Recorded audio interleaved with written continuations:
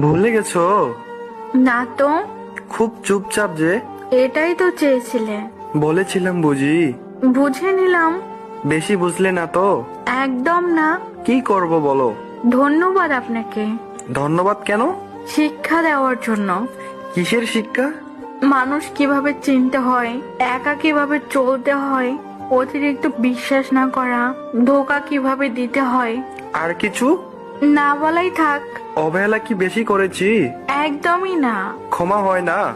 আমি তো কেউ না। তুমি আমার সব।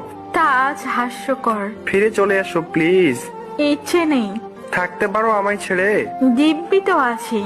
এ ভুল আর হবে না। সুযোগ দিতে চাই না। এভাবে বলতে পারলে?